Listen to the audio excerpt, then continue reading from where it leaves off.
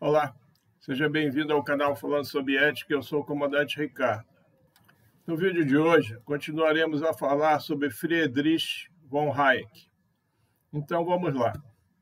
Começa este vídeo sobre Hayek falando de Friedman. Para Milton Friedman, o livre mercado é o único mecanismo que já foi descoberto para o alcance da democracia participativa.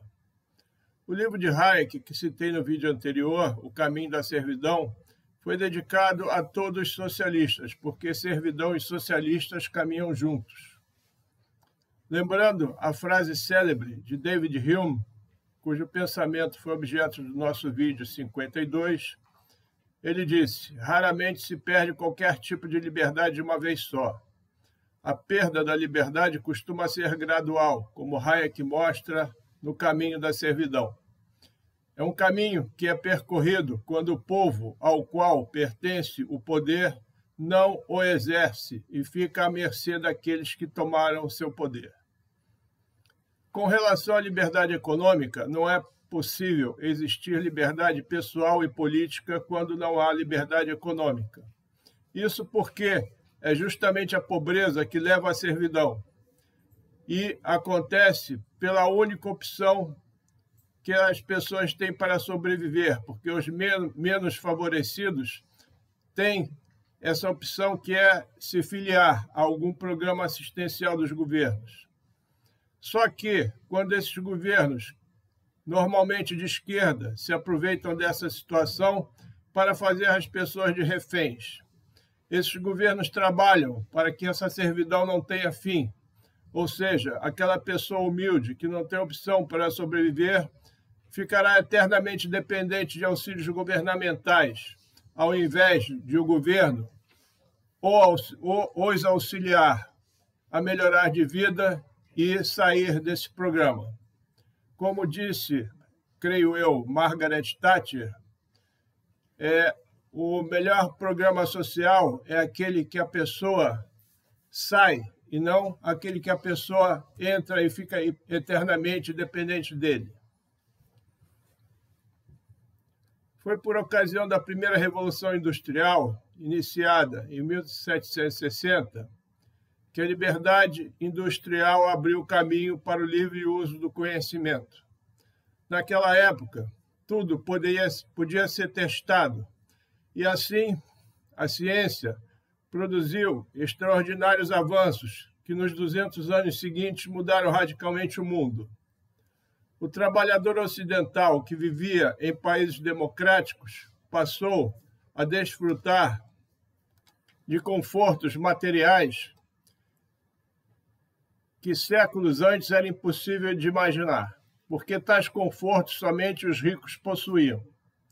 Nesse contexto de progresso, os escritores franceses determinaram os fundamentos do socialismo e verificaram que não tinham dúvidas que suas ideias somente poderiam ser colocadas em prática por meio de um forte governo ditatorial. Foi Tocqueville, do qual falamos no vídeo 56, que notou a grande diferença, ou melhor, a grande semelhança entre democracia e socialismo, que é a igualdade. Enquanto a democracia procura a igualdade na liberdade, o socialismo procura a igualdade nas restrições e na servidão. Entre as práticas que são implementadas pelos governos socialistas para dominar o país está o planejamento central. O fundamento para isso é a visão socialista de que os recursos da sociedade devem ser discricionariamente direcionados pelo governo central. Isso vai contra o argumento liberal de que o melhor aproveitamento das forças de mercado se dá por meio da descentralização dos esforços humanos. A competição gerada pelo livre mercado é o método mais eficiente para alocar recursos e ajustar prioridades, de acordo com as preferências da população, e esta é justamente a função dos governos. O planejamento e as ações de governo centralizadas, que são implementadas por meio de intervenções coercitivas realizadas arbitrariamente, são extremamente contraproducentes para o país. Portanto, Para Hayek, as várias formas de coletivismo, como o comunismo, o socialismo ou o fascismo, divergem na natureza de seus objetivos para serem implementadas, mas se igualam em condenar o liberalismo como forma de permitir a livre atuação das forças de mercado como meio mais eficiente de obter o progresso. Já o capitalismo não tem relação com ideologia, pois é um sistema econômico. A história nos mostra aqui no Brasil, em passado recente e atualmente, que a mistura de ideologia com economia sempre traz resultados negativos para o país e para a sociedade. Vejam a diferença para o governo anterior, que separou esses dois fatores.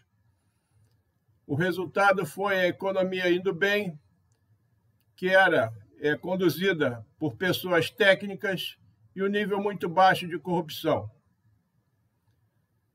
Os liberais entendem que às pessoas deve ser permitido, dentro de certos limites, implementarem suas próprias ideias, pois só assim, com liberdade e democracia, poder-se-á obter o sucesso num ambiente livre de tentativa e erro.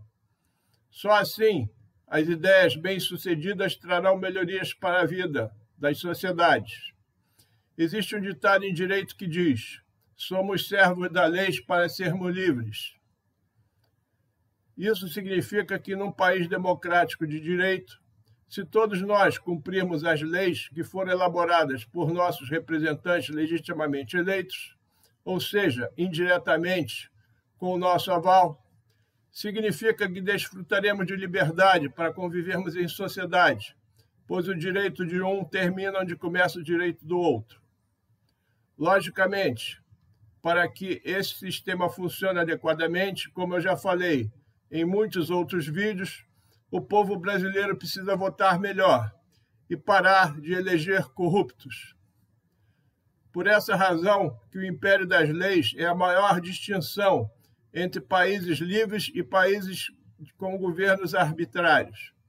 E é por esse motivo que a ausência de liberdade econômica levará inexoravelmente ao término da liberdade pessoal e da liberdade política. Trazendo esse texto de Hayek para a nossa realidade, vemos que as 54 milhões de pessoas dependentes de bolsas do governo estão abdicando de sua liberdade em troca da servidão e de um coletivismo socialista que as levará à miséria. Segundo Hayek, quando a democracia começa a ser dominada por um credo coletivista, ela irá se destruir. Quando se verifica que um planejamento central está sendo construído, ou seja, no nosso caso, a centralização do governo em Brasília, o passo seguinte será instalar uma ditadura para operar o governo. A coerção e o uso da força serão os métodos para implementar esse processo. A vontade arbitrária dos donos do poder não irá respeitar as liberdades individuais. A concentração de poder será inevitável. Para Hayek, a limitação do poder é a única forma de se prevenir contra a implantação de governo arbitrário. Quando o governo arbitrário passa a interferir praticamente em tudo, o império da lei acaba, trocado pelo poder discricionário do governante. Sem as leis que balizam a vida da sociedade, o governo acaba por invadir qualquer esfera da vida individual e todos acabam os reféns desse governo, que em qualquer momento poderá criar uma nova regra arbitrária para servir aos seus propósitos. Lembre-se que não há vácuo de poder. Se um dos poderes da República não exerce o poder que a Constituição lhe concede, outro poder o fará. Temos hoje no Brasil um dos poderes praticamente inerte e o outro omisso. Desta forma, verificamos que o terceiro poder está cada vez mais avançando sobre os outros dois, para ocupar esse vácuo que existe. A fonte do totalitarismo não está mais no poder executivo, como ocorreu em ditaduras do passado. Poucos e poderosos, paulatinamente, estão passando a controlar o país. Essa prática começou a ser implantada lá atrás, em 2019, e foi inspirada numa técnica utilizada por governos socialistas baseada no que Yuri Bezmenov, ex-agente da KGB soviética, elaborou. Consiste no seguinte: desmoralizar, desestabilizar, criar crises e normalizar. Então, vamos explicar cada um desses fatores. Desmoralizar significa perder o ânimo de continuar a fazer aquilo que se está fazendo, inclusive desencorajando futuras ações da forma em que estavam sendo realizadas. Ou seja, fazer uma pessoa perder a confiança em si mesma, para que, então, na sequência, fique desacreditada perante a sociedade. Trazendo isso para a nossa realidade recente, lembrem-se do que ocorreu no governo anterior a esse, quando essa prática foi realizada pela mídia por meio de intensa campanha de desmoralização do presidente da República e de seu governo. Desestabilizar. A desestabilização vem logo após o curso da desmoralização, cujo efeito é provocar o desequilíbrio emocional de uma pessoa, fazendo com que outras não acreditem mais nela. Também pode servir para governos, não os deixando funcionar por meio de variadas ações, como manifestações, ataques pela mídia, greves, etc. Mas, atualmente, verificou-se que o uso do Poder Judiciário para essa tarefa se mostrou muito mais eficiente, porque obtém resultados imediatos. Lembrem-se, as inúmeras medidas tomadas judicialmente, realizadas para interferir nos outros poderes, que começou em 2019 e continua até hoje, produzindo consequências nefastas para o país. Criar crises consiste em desenvolver e implementar estratégias para produzir eventos com o objetivo de criar situações de desgaste do governo de forma artificial, por meio de militantes pagos ou induzidos para isso, ou aproveitar-se de catástrofes naturais para agir politicamente, tirando proveito dessas situações.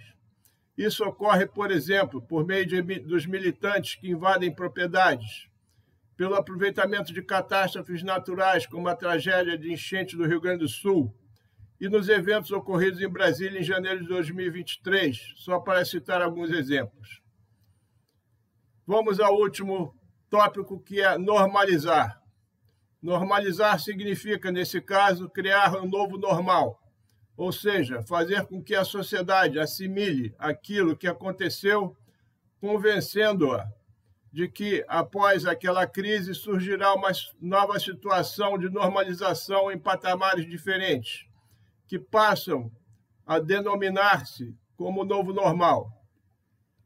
Mas isso só acontece porque a população é ignorante, não tem discernimento, não tem memória dos fatos e não conhece a história.